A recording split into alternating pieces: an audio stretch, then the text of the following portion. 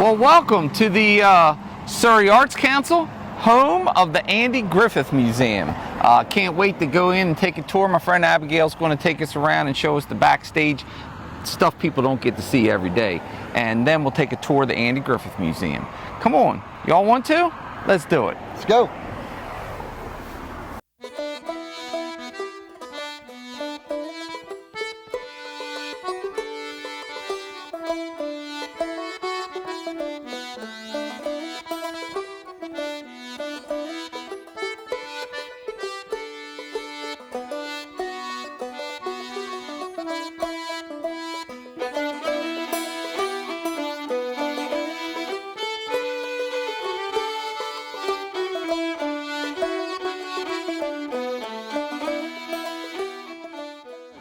All right, well, welcome to the Surrey Arts Council, home of the Andy Griffith Museum, and my good friend Abigail. She's been working here for quite a while. I mean, she's like the boss lady here as far as doing tours and stuff. She does the best backstage tours ever, and we've asked her to do us a big favor and talk to us first of all about our Andy Griffith statue and going to the fishing hole. Okay, so the statue was dedicated in 2004 during our Mayberry Days Festival. Andy came, and this statue is courtesy of Andy. It was commissioned by him. So there are two in the state of North Carolina. We're the only ones to have two.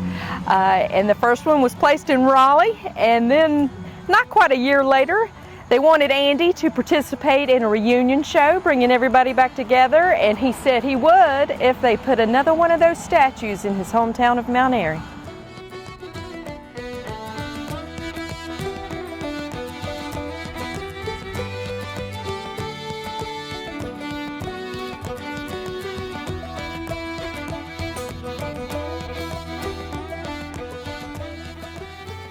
All right, well, we're inside the, I guess this is the atrium, would be considered the atrium. Mm-hmm. One of my favorite facts here, and you can always just smack me and tell me if I'm wrong, this was the auditorium to the junior high school and proper school, which would be elementary, where Andy attended. Yes, this was his elementary school, and this is where he was on stage for the first time ever. And he sang a special song that day. Put on your old gray bonnet. Oh, yeah.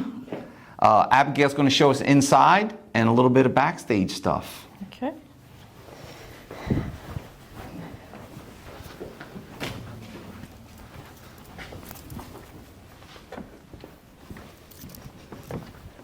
Now we're inside the Andy Griffith Playhouse, and what a great space. Andy loved coming here to see the progress that they made.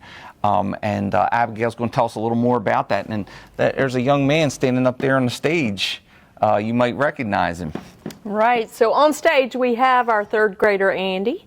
So you just have to imagine him singing "Put on Your Old Gray Bonnet." But that is the first time he was ever on stage, and the stage is actually original, and we still use it to this day. We are an active community theater, have been so ever since 1976. Now, Andy, in here, the story we tell, we talk about everything. So comedy, Broadway, film, television, and music. So on the walls, you see movie posters relating to his career from his first film, A Face in the Crowd in 1957, all the way to Waitress in 2007. So a little sampling of Andy, and that's what we discuss when we give tours here in the auditorium. You want to show us the stage? We can actually sit on the stand on the same boards. You think maybe that'll make me a better comedian or maybe a better actor? It's got to. Well, I encourage everyone to come up and sing or dance. Oh, really? Whichever you want to do. Well, there you go. So yeah, just layers and layers of black paint because, as I said, we're an active community theater. In its day, it would have been a gymnasium and an auditorium combination. That is the orchestra pit that was added in '75. So other than that, everything's original other than cosmetic changes. The bentwood seats were replaced with some cushy ones. So we've changed since you were probably here. I was here for Colonel Tim's. Oh, okay. Yeah. Then yes. Yeah. So we changed things just before Mayberry Days. So down the hallway, we've got movie posters on the left, and then on the right, newspaper articles related to Andy's visit June 1st, 1957, where he locally premiered A Face in the Crowd at the Earl Theater on Main Street here. He had a couple of sold-out shows and Q&A with the audience about making his first film. How old would he have been then? He was 31, June 1st, 1957. So in here we have additional movie, lobby cards and posters. Covers A Face in the Crowd, his first film. No Time for Sergeants, his second film, which he was actually on Broadway with in 55. Angel in My Pocket was a movie he completed after he left the Andy Griffith Show. Onion Head, the second time around. Spy Hard, Hearts of the West. So a little sampling of his film work again. This wall is very important. This photo was taken here at Rockford Street Grammar School. You see Andy on the top row, and this gentleman right here is very important. That's Emmett Forrest, and you see Emmett here. And then Andy and Emmett together, just a little bit older. Emmett's the founding curator of everything you see when you come to the Andy Griffith Museum and the Playhouse. We house the largest collection of Andy Griffith memorabilia in the world, and it's due to this friendship. So yes, this is a collage of Andy's home in Manteo, and some of the items you see that were once in his home are now in the Andy Griffith Museum. So yes, connected him and sent him items. When you go into the museum, you'll see the Matlock suit, you'll see sheriff's shirt. Don Knotts' family would give Barney's salt and pepper suits. And it's all due to this friendship, but then connected him with various aspects of all of Andy's career, which is comedy, Broadway, film, television, and music. And so the collection encompasses all of that. So just additional items in here.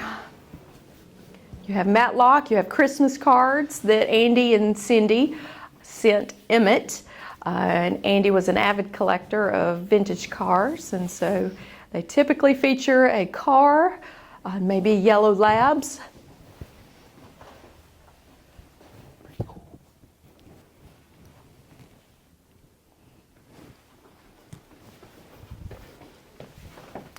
This is one of my favorite things, this quilt.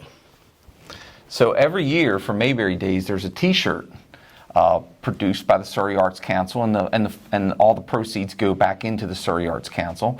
And there's a different theme every year. Well, a wonderful lady named Pat Coleman put together this amazing quilt of t-shirts that she had collected throughout the Mayberry Days festivals and had it made into this quilt. And our dear Betty Blackman actually purchased this quilt to donate it to the museum.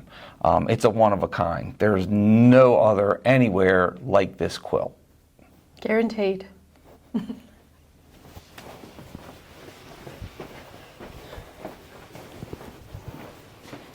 All right, anything else in here I think that nailed it. All right, well, now we've arrived at the place we've all been talking about, the Andy Griffith Museum.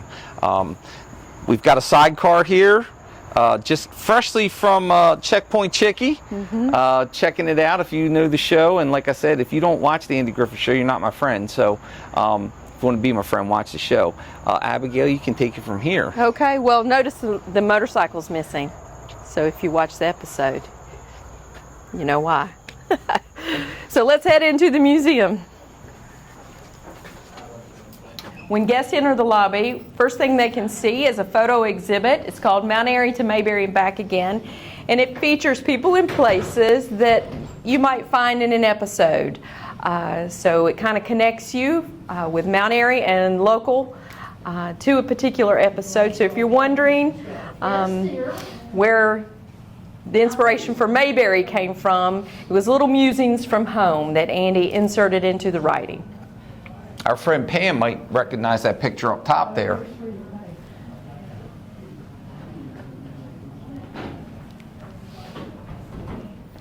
Should we enter? We should enter. All right, let's do it. That's where it begins. All right. No senior discount. So in the beginning, we talk about early life growing up in Mount Airy. So of course our whole facade looks like Snappy Lunch. a must go to when you are visiting Mount Airy. It starts with early years. The rocking chair was made by Carl Lee Griffith. That's Andy's dad. Andy is a only child, and it was made specifically to rock him in. So a very special piece. You go through early years growing up, Moravian Church, going to UNC Chapel Hill. He's president of the Glee Club, so you see him listed in the yearbook. And then you move on and you'll see him in the Lost Colony production. That's his first paid acting job. And then you also see him listed as a teacher, a high school teacher at Goldsboro High School, where he taught course in dramatics. Then you move through what made him famous. And for everyone, you must know what made Andy Griffith famous, and that's what it was football. If you don't know what it was football, you don't know what made Andy famous. Big Orange, too. Big Orange. All right, as guests come through, they learn about Andy's Broadway career. And then we have our Earl facade. So this is where he locally premiered his first film, A Face in the Crowd. So we have a marquee set for the way it looked June 1st, 1957. Guests can watch clips of movies. So we can just tap the screen and you can watch No Time for Sergeants. To get up off of his back. Oh my.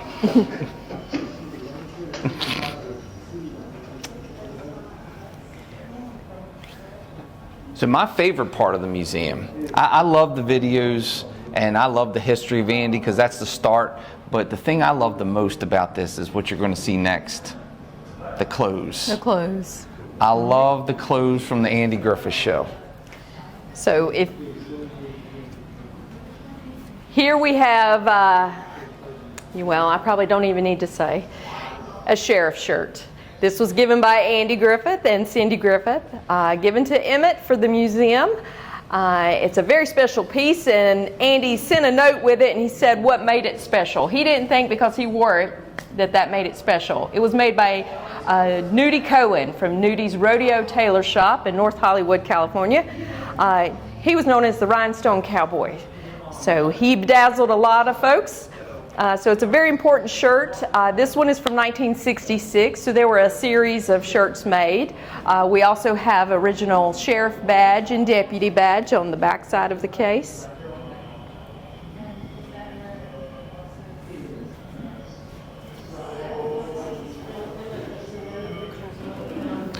That one makes me cry.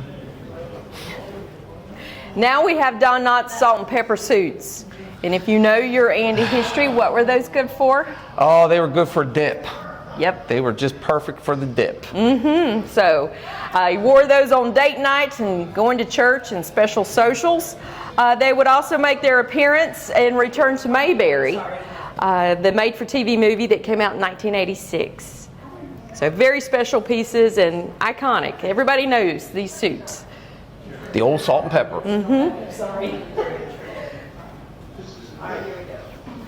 Here we have George Lindsay, who played Goober Pyle. We have his pinstripe suit. We also have his work clothes.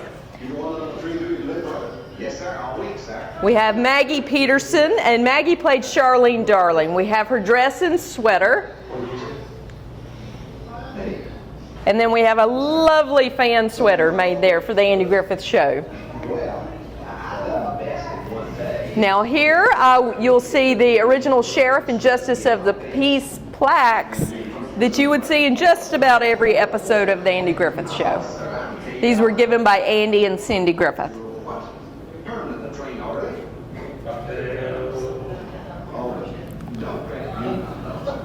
I just don't know where to go next. There's so much to look at here. So this is our Mayberry street scene. So there's a little bit of everything, a little sampling. So on the left side you have scripts from Andy and Don Knotts related to Return to Mayberry, the TV movie from '86. Then you have comic books. You have a comic book for the Spanish-speaking market, and you have a comic book for the English-speaking market. So early on, the Andy Griffith Show had wings and was seen by a lot of people. You have Don Knotts' Emmy plaques. So Emmys Don won 5 Emmys for his role as Barney Fife on the show. We also have his TV Land Legend Awards. And as you make your way on the other side, you're going to see a couple of items related to the show. You'll see a script that was never produced, so it was called The Hayride. You'll see some items from Harvey Bullock, and you see the photo of Harvey and Andy. Harvey was an excellent writer, and one of the favorite episodes was Opie and the Birdman. And he did The Loaded Goat also. He did. So some of the most iconic episodes Harvey wrote. Now, you'll also see where Andy had a barbecue restaurant in Raleigh, North Carolina, early in the 70s. And then he rolled out food production. So black-eyed peas, navy beans, whole hog sausage, bacon, ham. Good. This is it. This is the.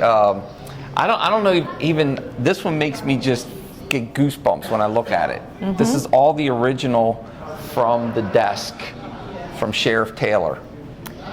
So we have several items that were given by Andy. So the gavel and sound block.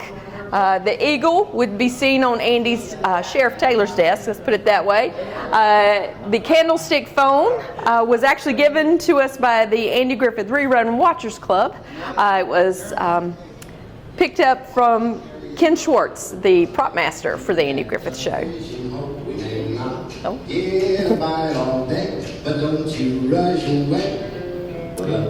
What? Yeah. So, it's completely signed by the entire cast and crew. This was Don Knotts' chair given to him when he left the show in '65. Everybody signed it, and his wife Francie said he sat in it every day. So he kept that chair after the show was over? Yeah, well, he was given the chair when he left the show in '65. So as like a memorial. This is your gift for working and participating. And it's not the chair he sat in at the desk. That was a rolling chair. They said it was one that sat over as you came in the door of the courthouse, so to the right. But then they had it bronzed, and then everybody, of course, signed it. Doesn't get any better than that. Yeah, it's a very special piece. Yep. So here we have Otis's blazer and hats.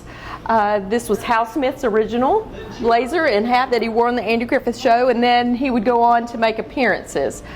So the hat that's a little bit worn was the original hat, and then the hat that's on the mannequin is a little more stable, and that's the one he wore for appearances as Otis.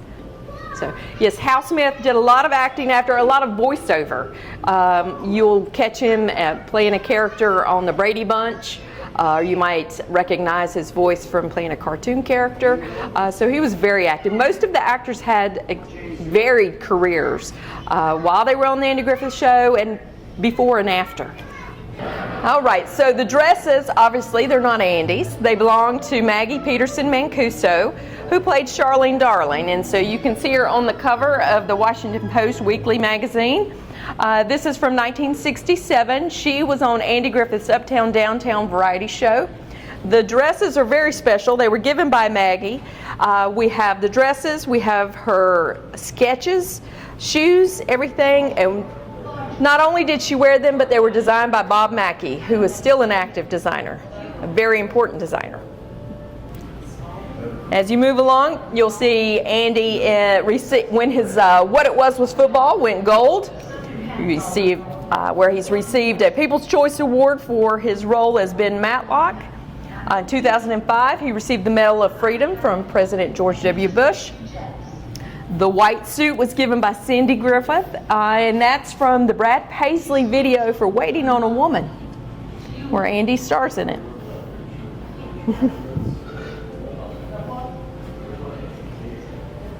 And so Andy, his career had a constant recording. So from age 15, where he learned how to play a trombone and moved on to other instruments, he's recording through his adult years. So you can see all of his albums. It's a variation of comedy. So I encourage folks, if you've never listened to his comedy monologues, you must add that to your Andy listening. It's a requirement. Especially what it was football, Romeo and Juliet. And if you're a fan of the Andy Griffith Show, you know he brings Romeo and Juliet into an episode. But he would go on to produce gospel albums and actually win a Grammy. Do you want to listen to?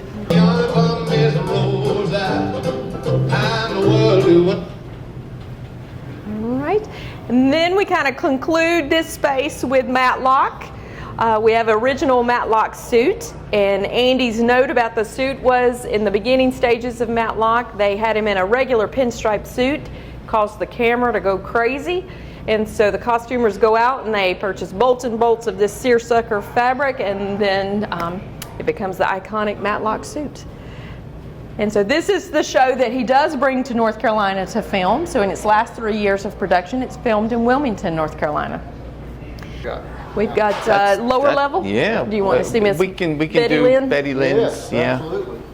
So it's good to see my friend Robert back in his regular uniform. He is actually the most well-dressed person in the entire city of Mount Airy, and we had a week of Mayberry Day activities, and to be a good sport, he was wearing that blue hoodie back there, and I don't think you even own a hoodie. No, not anymore, no. Yeah, so we got to see him back in his regular uniform. You can't be greeted with a better appearance of a gentleman in that outfit right there. And one of my favorite things you get when you come here, you get your very own sheriff badge to wear throughout the town the rest of the day to show that you have been here. So this photo of Andy was taken in 2004 after the installation of the Andy and Opie TV Land statue. So Andy and Cindy Griffith were in town visiting and driving by the playhouse out front. No one was here, not a soul. And so they were with Hobart Jones, who does a lot of photography for the Arts Council. Hopped out, took this photo, and Andy asked for this one to be sent to Ronnie. So it was sent to Ron Howard. So now the next step is to go visit the exhibit to one of my dearest friends. We miss her terribly. We all do in town, Miss Betty Lynn. So we're coming into Miss Betty Lynn's exhibit. Miss Betty played Thelma Lou on the Andy Griffith Show. So she actually spent the last 15 years of her life here in Mount Airy, started coming to our Mayberry Days Festival, and decided she liked Mount Airy so much she'd make it home. And I always say Andy made North Carolina period sound really good. So we have a lot of folks who move here. So when you come in, you see her exhibit case. Betty got her start in radio and then doing commercials on radio. And then she sang with her mother some, and then would go on at age 18 and join the USO. When talking to her, we always talked about, her favorite moments, and she considered her work with the USO in World War II to be one of her most important works. She has a collection of wonderful letters from soldiers talking about her performances for them, and they're just giving her praise and thanks for coming and singing and lifting their spirits. So she would go on, of course, and be in movies. She would star opposite Betty Davis, and they would become very good friends, and then be in other movies and Broadway for a bit, and then wind up with Walt Disney and some other films, and then be called to test for a role for Thelma Lou. And I guess you'd say the rest is history. So in this case, Miss Betty was an artist, and so we have on exhibit some of her artwork. Let me move that. Her artwork for children's nurseries and rooms. So little tiles, little nursery rhymes, and just sweet little images of puppies and kittens. She was a very good artist. So was her mother. Over here, you're going to see additional items from other cast members. Jean Carson, who played one of the fun girls. You'll see some items from Frances Bavier, who played Aunt Bee, of course. Her hat and glasses and wallet and button box. George Lindsay's creative golf club. He always held a big golf tournament for the Special Olympics. And so He had a very creative golf club. Art Cozart he's known as the Cup guy. He's now retired.